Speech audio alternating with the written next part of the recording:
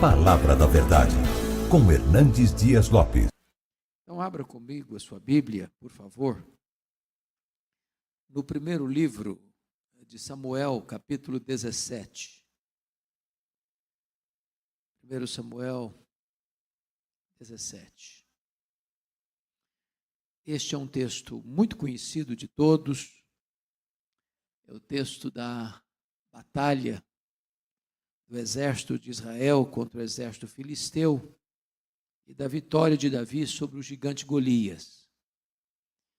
Em virtude disso, eu vou ler apenas os versos 45, parte do 46 e o 47, como síntese desta passagem, mas peço que vocês mantenham a Bíblia aberta no texto lido, porque queremos considerar todo o texto. Verso 45 diz assim: Davi, porém, disse ao filisteu: Tu vens contra mim com espada e com lança e com escudo. Eu, porém, vou contra ti em nome do Senhor dos Exércitos, o Deus dos exércitos de Israel, a quem tens afrontado. Hoje mesmo o Senhor te entregará nas minhas mãos. Parte final do verso. E toda a terra saberá que há Deus em Israel. Saberá toda esta multidão que o Senhor salva, não com espada, nem com lança, porque do Senhor é a guerra, e Ele vos entregará nas nossas mãos. Amém.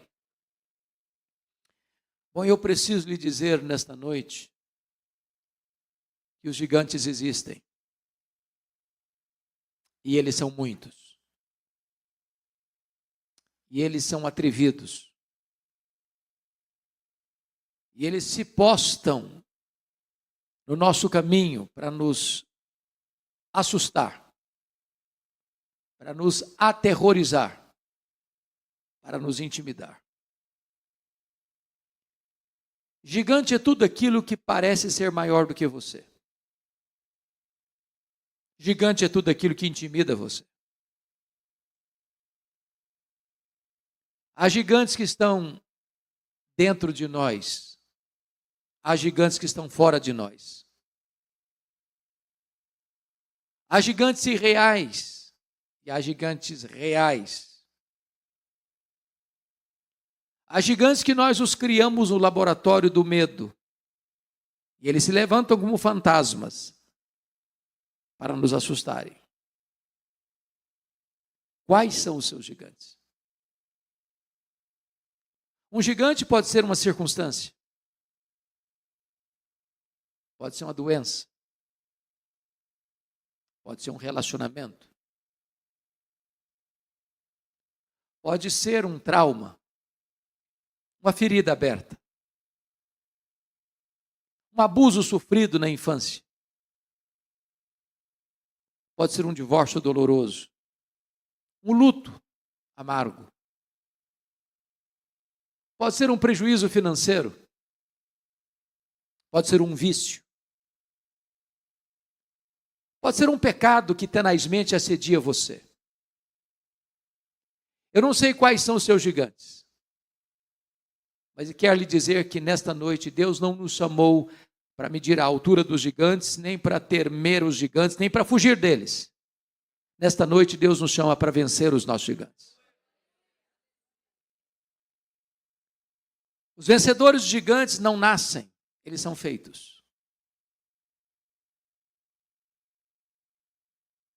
Já dizia Thomas Alva Edison que as nossas vitórias são construídas por 90%, por 10% de inspiração e 90% de transpiração.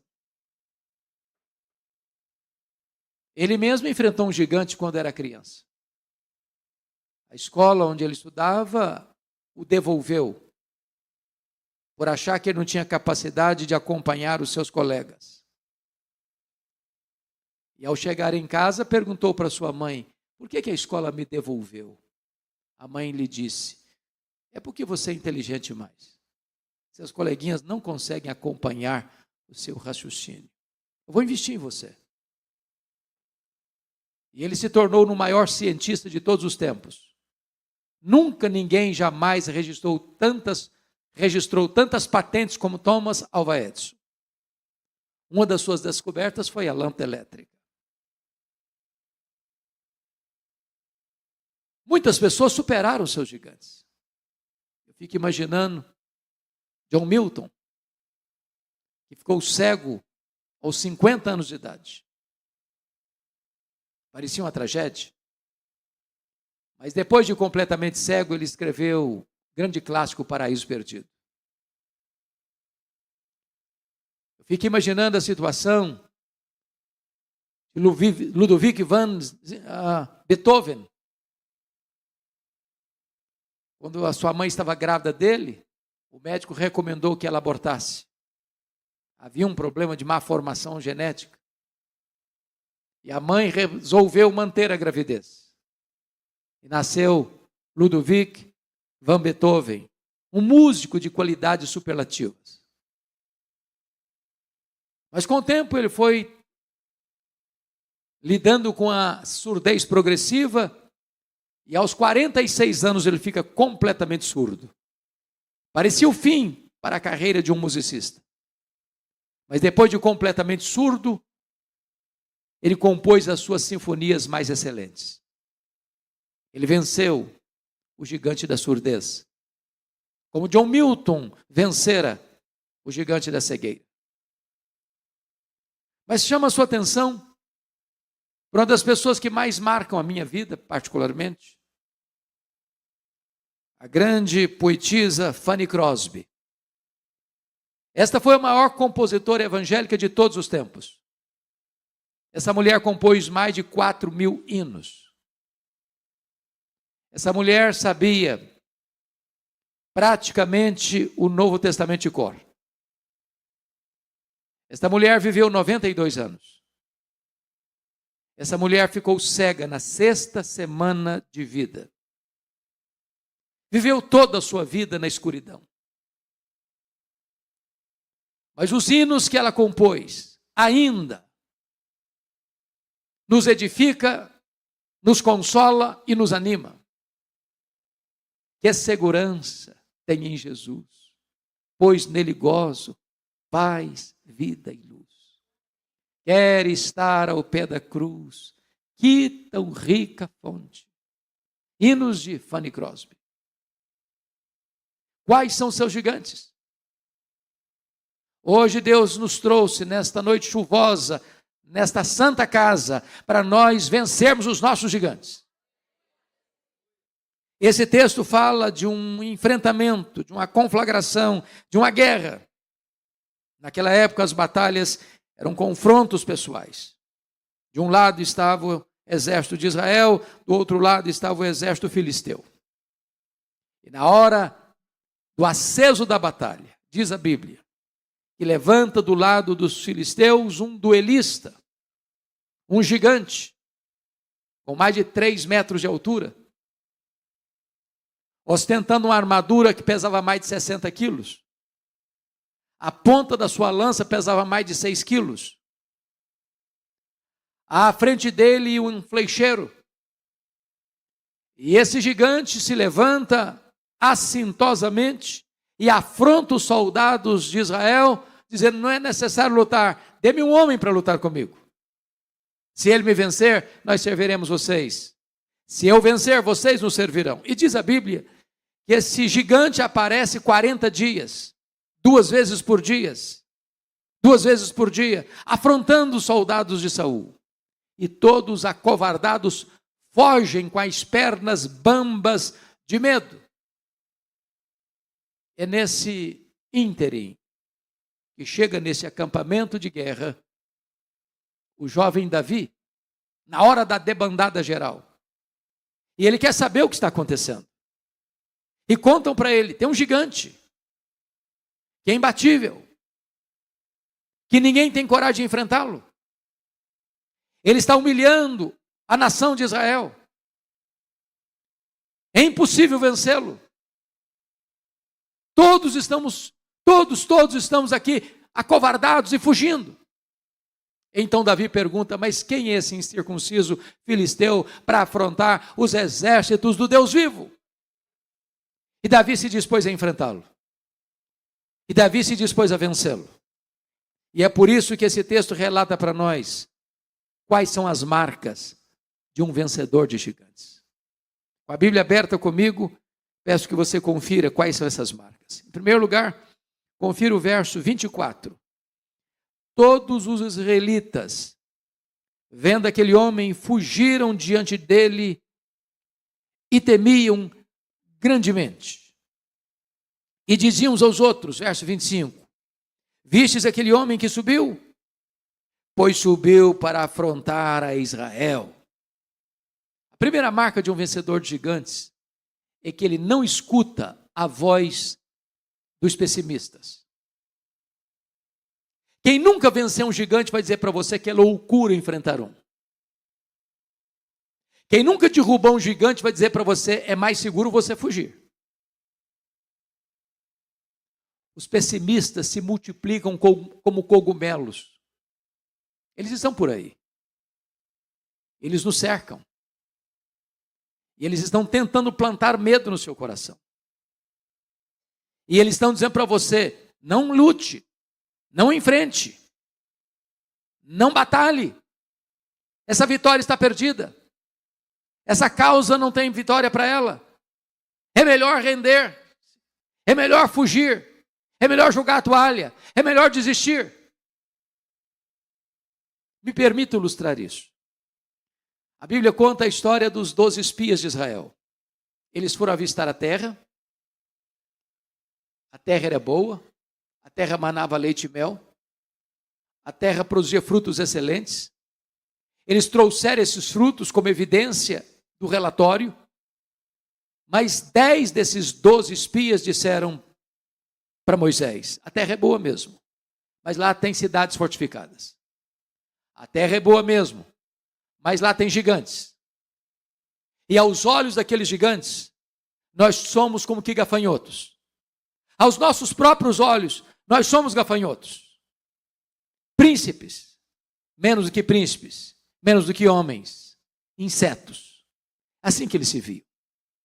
E a Bíblia diz que em virtude do pessimismo deles, da incredulidade deles, toda aquela geração morreu no deserto. Aproximadamente 2 milhões de pessoas. Saíram 600 mil homens, fora mulheres e crianças. Dessa geração toda, as únicas pessoas que entraram na terra prometida foram os 2 espias que disseram para Moisés, olha, se o Senhor se agradar de nós, nós podemos vencê-los. Então não escute a voz dos pessimistas. Não abra os seus ouvidos para escutar os arautos do caos. Não abra os seus ouvidos para escutar os profetas da incredulidade. Você não depende das aparências ou das circunstâncias para vencer. A sua vitória vem de Deus, a sua força vem de Deus, e quem nos dá a vitória é Deus. Se você está agindo em nome de Deus e batalhando em nome de Deus, a vitória já está lavrada para a sua vida.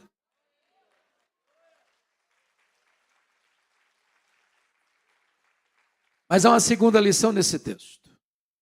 Quais são as marcas de um vencedor de gigantes? Confira comigo os versos 14 a 16. Davi era o mais moço, só os 3 maiores seguiram Saul. Davi, porém, ia a Saul e voltava para apacentar as ovelhas de seu pai em Belém. Chegava-se, pois, o filisteu pela manhã e à tarde e apresentou-se por 40 dias. Segunda marca de um vencedor de gigantes é que não fica olhando para as dificuldades do ontem, mas olha para as oportunidades do hoje. Vamos entender isso.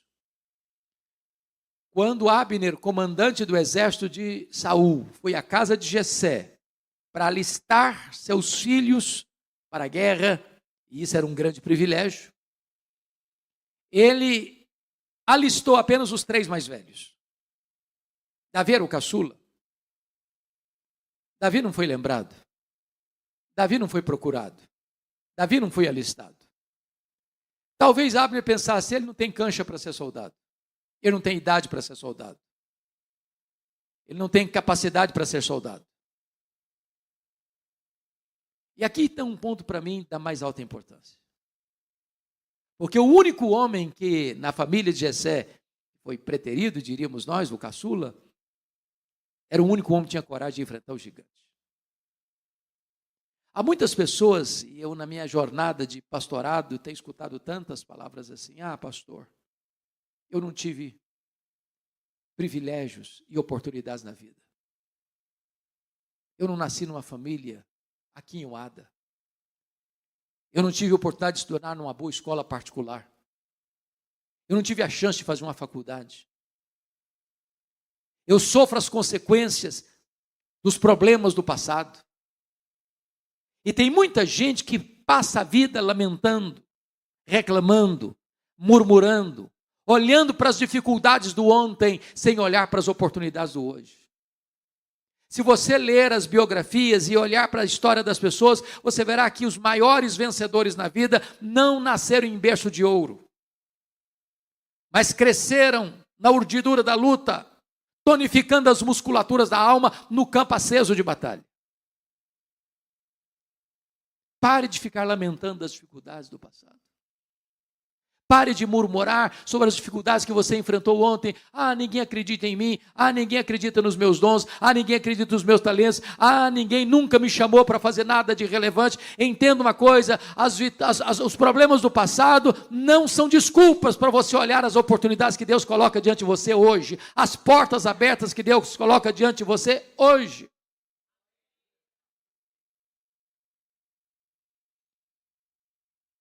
Eu gosto muito de biografia. E uma das biografias que mais me impactam aqui no Brasil é de um homem que nasceu no interior de Minas Gerais. Seu pai era um caixeiro viajante, a sua mãe era uma professora pública. Seu pai morre quando ele era ainda criança e a mãe não tinha condições, por causa do pequeno salário, infelizmente até hoje os professores públicos recebem, não tinha condições de manter o filho nos estudos, fora da cidade onde ele tinha nascido. Então esse jovem sai de casa, vai para Belo Horizonte, pelo seu empenho, esforço, dedicação, passa num curso de medicina, e foi um estudante tão pobre que durante o seu período de estudo, a sua cadeira era um caixote de tomates. Ele termina o curso, vai para a Europa, ganha bolsa, estuda na França, na Alemanha, retorna de lá, entra na política, consegue consagradoras vitórias no seu estado, mas exatamente em 1956, este homem vai ser eleito presidente da República Federativa do Brasil. E em 1960, ele inaugura no Cerrado Brasileiro, a capital da República, a cidade de Brasília. Juscelino Kubitschek. Se esse homem ficasse olhando as dificuldades do seu passado, ele jamais teria alçado voos rumo ao futuro.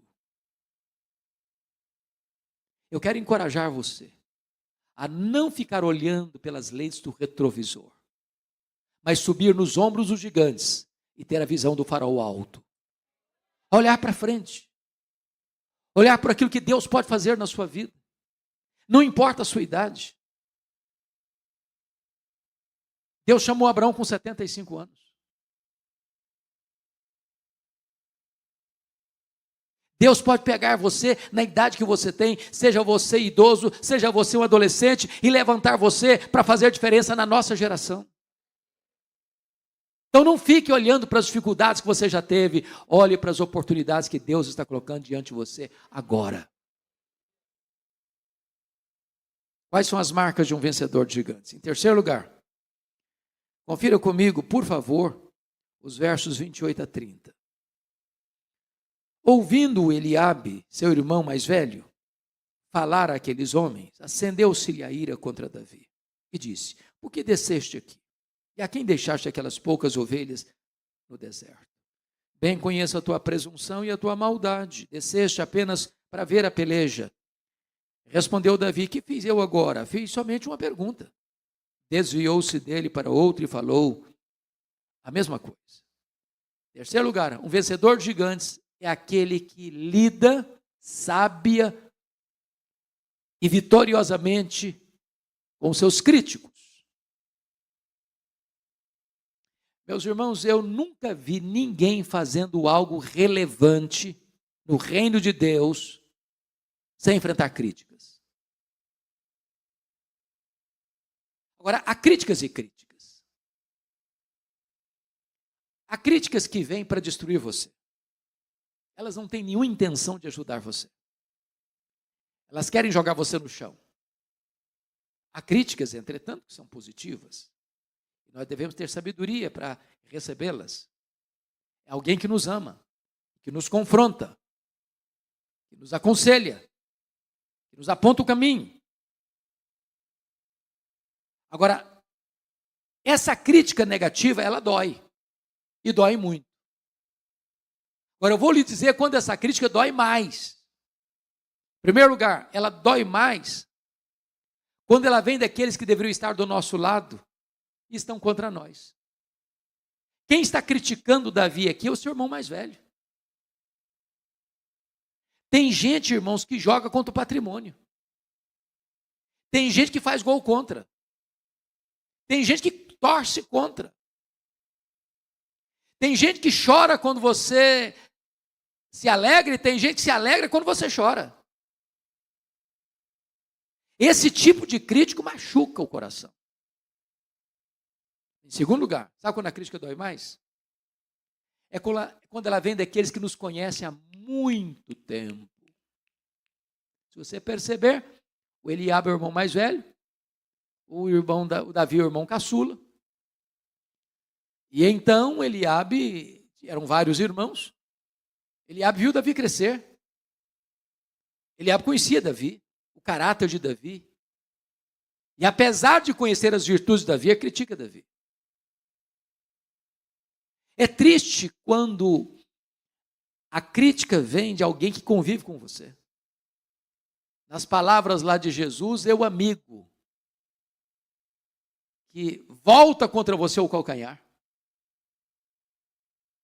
Quando um estranho critica você, você sofre 10 segundos. Fala um palavrão no trânsito para você, faz um gesto indecoroso para você, você fica chateado até dobrar a esquina. Você não sabe quem é a pessoa.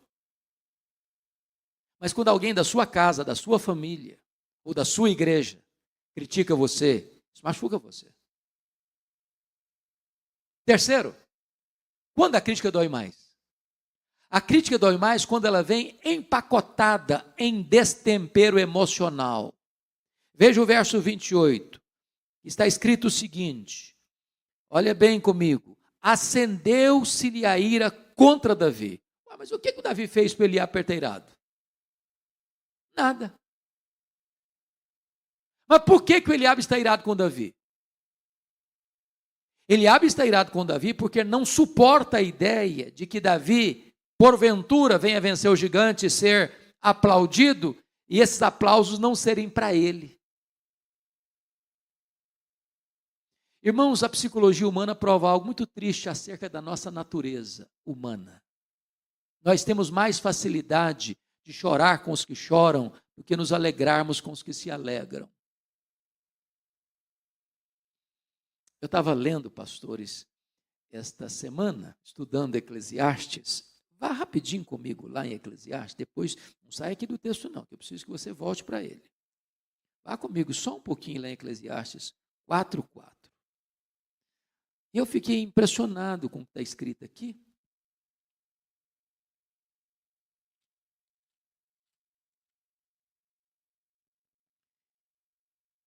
E chama a sua atenção para isso.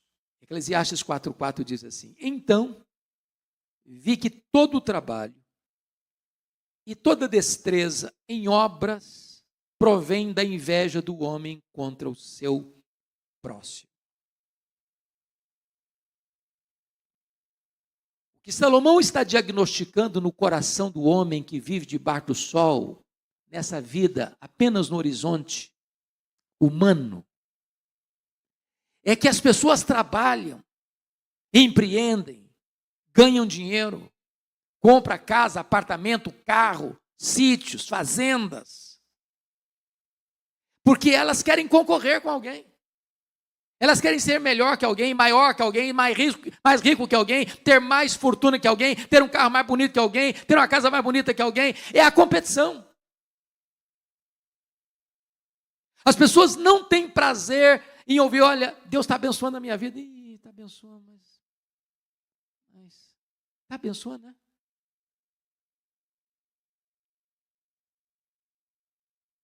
O Eliabe está aborrecido com Davi. Porque não tolera que outra pessoa receba os louros da vitória, que não ele mesmo. Meu irmão, em nome de Jesus, alegre-se com a vitória do seu irmão. Celebre com o seu irmão, alegre-se com ele. Quarto lugar, sabe quando a crítica dói mais? A crítica dói mais quando ela é contínua. Olha o que o Davi perguntou para o irmão dele no verso 29. O que fiz eu agora? Eu só fiz uma pergunta. O que está por trás disso aqui? Ele está dizendo, trocando em miúdos, o Eliabe, quando você vai largar do meu pé? Até que dia você vai ficar me criticando? Até quando? Porque tem gente, irmãos, que tem um prazer mórbido de criticar. Tem hora que eu fico pensando que tem gente que tem um ministério na igreja, sabia? Ministério da crítica. Você faz tudo certinho, não vem um elogio. Primeira coisa que ele não gosta, vem a crítica. Deixa eu lhe dizer algo. É um engano você pensar que você vai melhorar o outro criticando o outro. Um elogio vale mais do que 1000 críticas. Encoraje, em vez de criticar. Mas sabe quando a crítica dói mais ainda? A crítica dói mais ainda quando o crítico tem a síndrome de Deus. Que o crítico ele não critica só as suas ações, as suas palavras. O crítico critica até as suas intenções. Só Deus conhece as suas intenções. Mas o crítico parece que conhece. Olha o que o Eliabe falou do Davi no verso 28. Parte final do versículo. Bem conheço a tua presunção e a tua maldade. Desceste apenas para ver a peleja. Pô, ele está fazendo um juízo de valor.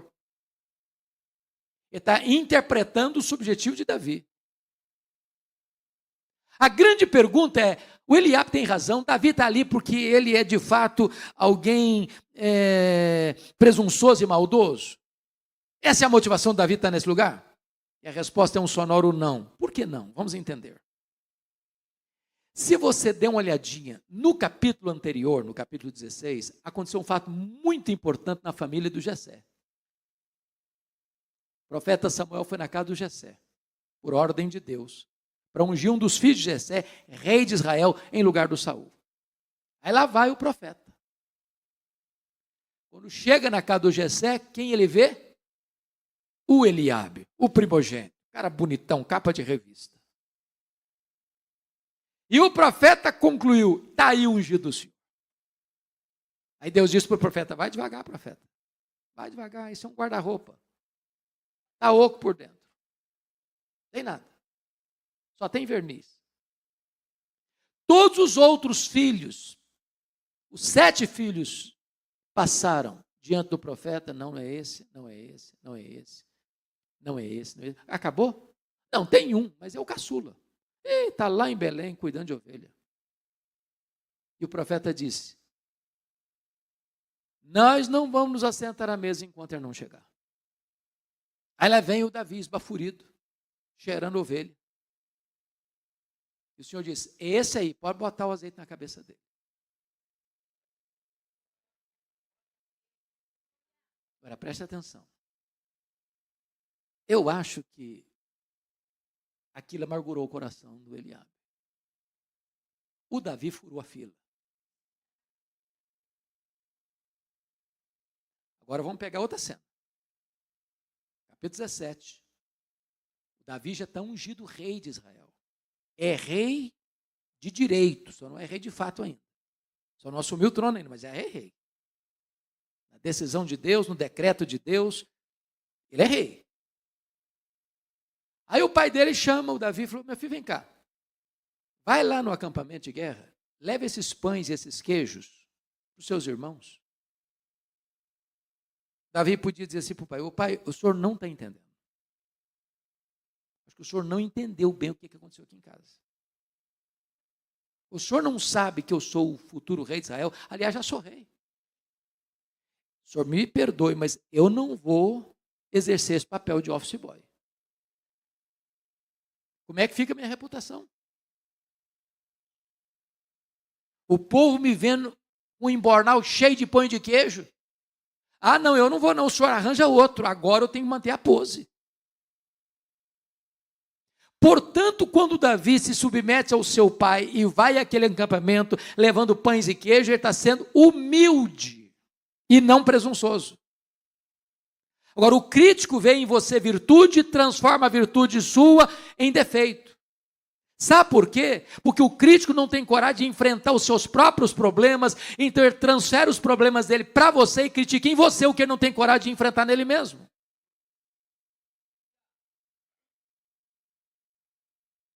Quando é que a crítica dói mais? Finalmente, sabe quando a crítica dói mais? É quando o crítico tenta e visa humilhar você em público. Olha o verso 28. Olha a pergunta que o Eliabe fez para o Davi. Por que desceste aqui? E a quem deixaste aquelas poucas ovelhas no deserto?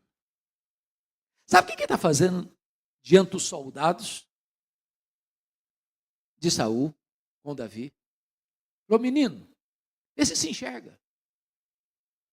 Recolha-se a sua insignificância. Você não passa de um pastor de poucas ovelhas no deserto e vai aqui queridão de valentão, querendo enfrentar um gigante que um exército inteiro está fugindo dele. Quem é você, rapaz? O que ele está fazendo? Tentando humilhar Davi em público. Colocar o moral de Davi no chão. Agora, o que você vai fazer quando os críticos tentam destruir você ou acabar com você em público? Meus irmãos, nós pastores já vimos certamente muita gente adoecer por causa disso. O que fazer? Davi nos ensina o que fazer. Olha comigo, por favor, o versículo de número 30. Desviou-se dele para outro. Se você escutar os seus críticos, eu vou lhe dizer, você perde a alegria, perde a paz, perde o sono, perde o apetite, perde a saúde, perde o foco, perde a guerra. Deus chamou você para vencer os seus gigantes e não para se dobrar diante dos seus críticos. Marcas de um vencedor de gigantes. Em quarto lugar, olha aí comigo os versos 38 a 40. Saul vestiu Davi da sua armadura e lhe pôs sobre a cabeça um capacete de bronze e o vestiu de uma couraça. Davi cingiu a espada sobre a armadura, experimentou andar, pois jamais havia usado. Então disse Davi a Saul: não posso andar com isso, porque nunca o usei. E Davi tirou aquilo de sobre si. Tomou o seu cajado na mão, escolheu para si 5 pedras lisas do ribeiro e as pôs num alforje de pastor que trazia saber no surrão, e lançando mão da sua funda, foi-se chegando ao filisteu. Quarto princípio, quarta marca de um vencedor de gigantes. Um vencedor de gigantes é especialista no que faz. Vamos entender isso aqui. Tem hora que eu leio esse texto, dou risada, sozinho. Porque o texto é hilário. Quando você lê a Bíblia, você percebe que Saul era o cara mais alto de Israel.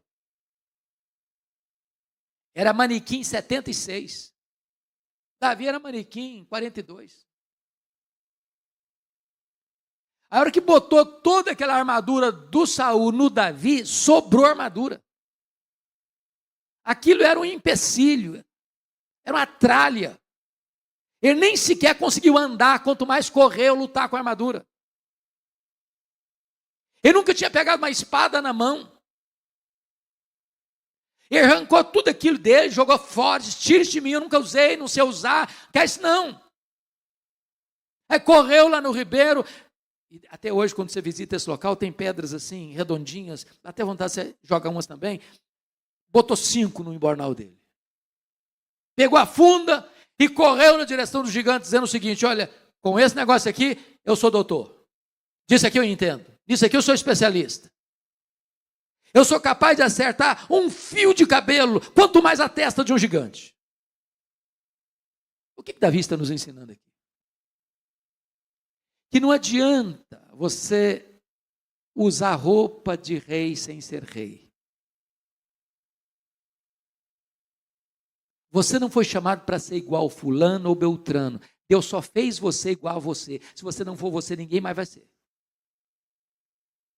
Deus vai usar você, com as suas habilidades, com o seu potencial, com a sua capacidade. Agora, preste atenção nisso. Você precisa se especializar no que Deus chamou você para fazer. Eu não estou só falando da questão da fé, não. Estou falando no aspecto geral da vida. Deixa eu ilustrar isso. O mundo hoje, vocês sabem, não é mais o mundo dos generalistas. Não é mais. Todos nós aqui já ouvimos falar e já sabemos disso, por exemplo, do médico que era um médico da família. Médico do vovô, da vovó, do papai, da mamãe, do filho, da filha, do neto, da neta. O médico que atende do alto da cabeça à planta dos pés. Hoje, se a dor é do lado direito, é um médico. Se a dor é do lado esquerdo, é outro médico. Se a dor de dente é de um jeito, é um dentista. Se a dor de dente é do outro jeito, é outro dentista. Então, não importa o que você faz, faça com excelência. Se você faz salgadinho para fora para vender, faça o melhor salgadinho da cidade. Se você é comerciante, seja o melhor comerciante da cidade. Se você trabalha na indústria, trabalhe da melhor maneira na cidade. Agora, se você é crente, não seja crente meia boca, não. Seja crente de verdade.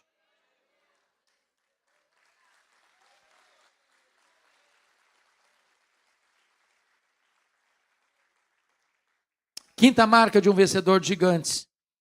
Verso 45 a 47, nós não vamos ler porque lemos no começo. A quinta marca de um vencedor de gigantes é que ele compreende e declara que a vitória vem de Deus. Do Senhor é a guerra. E está escrito aí no verso 46, finalmente. O Senhor... Parte A do versículo: hoje mesmo o Senhor te entregará nas minhas mãos, e toda a terra saberá que há Deus em Israel. Porque o Senhor salva, não com espada, não com lança, porque do Senhor a guerra, e Ele vos entregará nas nossas mãos. E entendamos isso, irmãos, é tão importante. Tem muita gente que não... Se a vitória é do Senhor, se do Senhor é a guerra, então vou cruzar os braços. Deixa a coisa acontecer.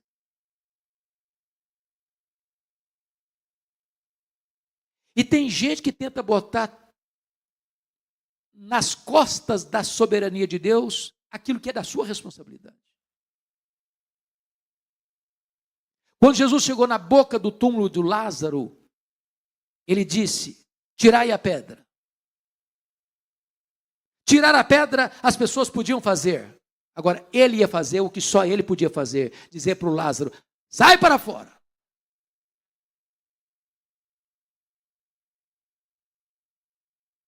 O fato de Deus fazer, o fato de a vitória vir de Deus, não isenta nem você nem a mim de nos prepararmos, de orarmos, de lermos a Bíblia, de vivermos uma vida santa, uma vida piedosa, uma vida de entrega, uma vida de obediência, uma vida de fidelidade. Irmãos amados, a vitória não vem porque somos fortes, porque somos capazes. Davi não entende que a vitória veio porque ele é habilidoso, porque ele sabe jogar pedra, porque ele sabe derrubar gigante. Não.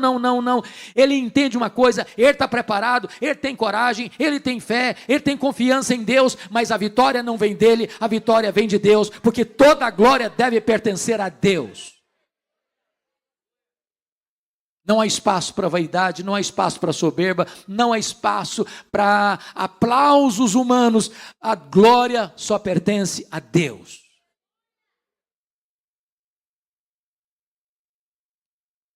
Quinta marca, penúltima marca de um vencedor de gigantes. Versículo 48, confira aí comigo. Sucedeu que, dispondo-se o filisteu a encontrar-se com Davi, este se apressou e, deixando as suas fileiras, correu de encontro ao filisteu. A quinta marca de um vencedor é que ele tem pressa para vencer. Se você compara o verso 48 com o 24, você vai perceber que enquanto os homens, os israelitas, os soldados de Saul, fugiam de diante do gigante, Davi correu de encontro ao gigante. Não foge, enfrenta. Não se acovarda, tem pressa. E sabe, irmãos, aqui tem um ponto tão importante. Porque há muitas batalhas na vida e há muitos gigantes na vida que precisam ser enfrentados e a gente vai adiando essa luta.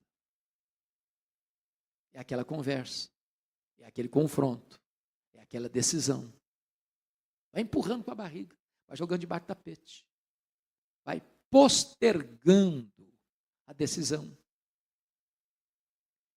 E tem coisas na vida que, se você não agir já, elas vão encroando, passando o ponto. Então eu quero hoje perguntar a você, quais decisões você está adiando e que você precisa tomar com urgência? Em vez de ficar fugindo, acovardado, tomar a decisão de hoje mesmo. Em vez de ficar fugindo, você correr com pressa para enfrentar o problema, para vencer o problema, para resolver o problema.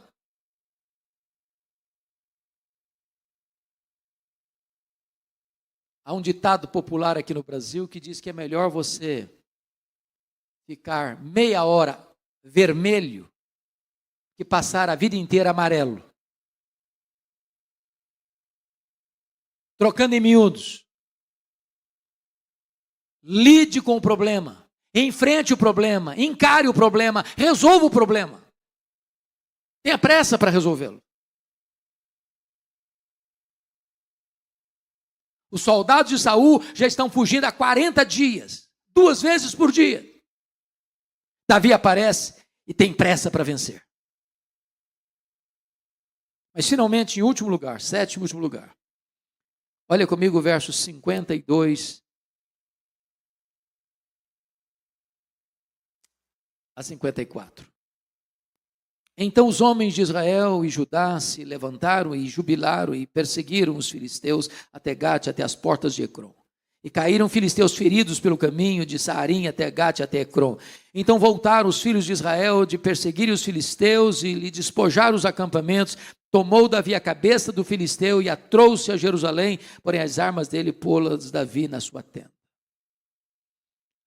A sétima marca de um vencedor é que ele encoraja outros a vencerem.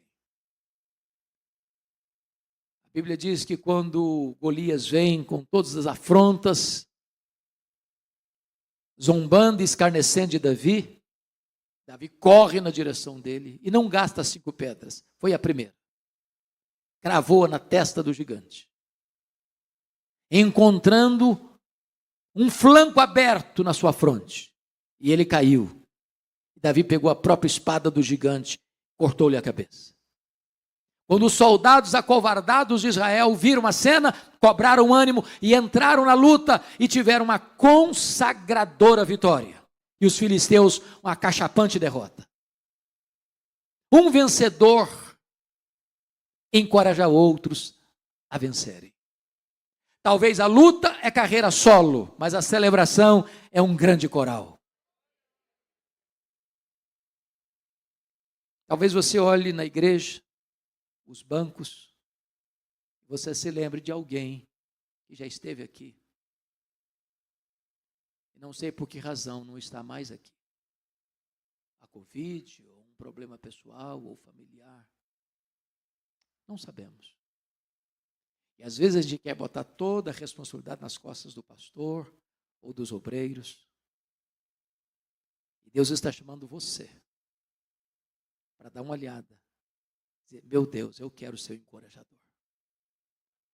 É o telefonema que você precisa dar. É a visita que você precisa fazer.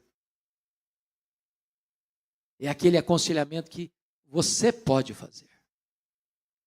Vamos lá, conta comigo, estou do seu lado, vamos juntos, vamos nos levantar, vamos caminhar juntos, vamos fazer a obra, vamos dar as mãos. Me permita ilustrar isso para encerrar. Uma das coisas mais impressionantes que eu já ouvi na modalidade esportiva foi numa Paralimpíada que aconteceu na cidade de Seattle, nos Estados Unidos. A modalidade queria encerrar aquela maratona, aquela Olimpíada, Paralimpíada, era a corrida de jovens do estádio, meninas deficientes. E havia uma que era apontada como a forte candidata a sagrar-se campeã e ganhar a medalha de ouro. O estádio lotado, a multidão aplaudindo, e elas entraram na pista. Ao sinal da largada, elas começaram a correr, e a candidata à medalha de ouro caminhou à frente, corria, ganhando mais espaço, com clara evidência de que ela seria campeã e ganharia a medalha de ouro. A multidão está aplaudindo.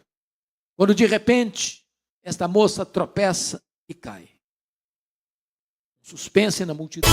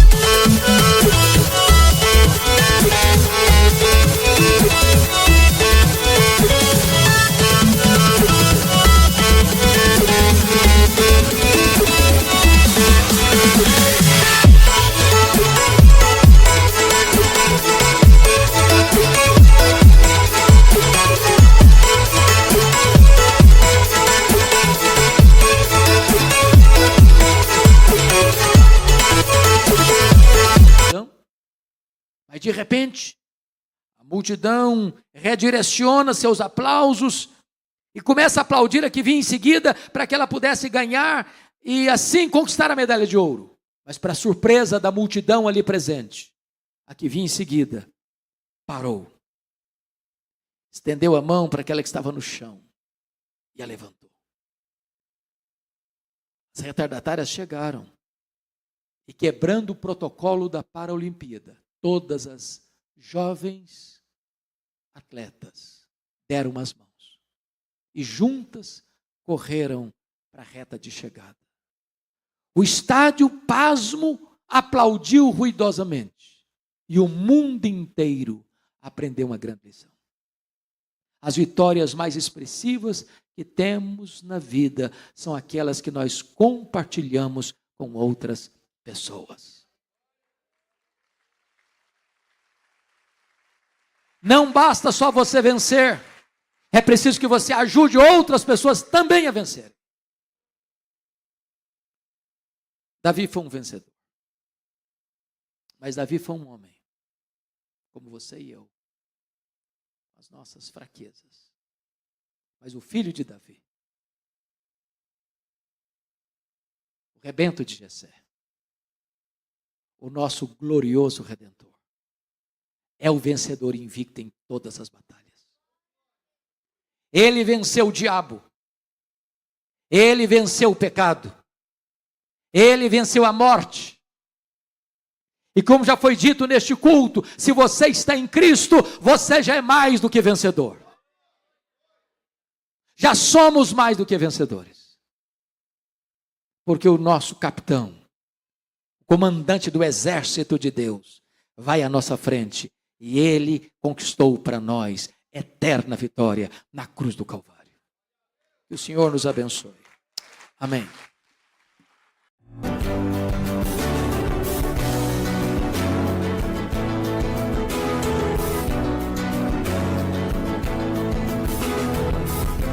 Palavra da Verdade, com Hernandes Dias Lopes.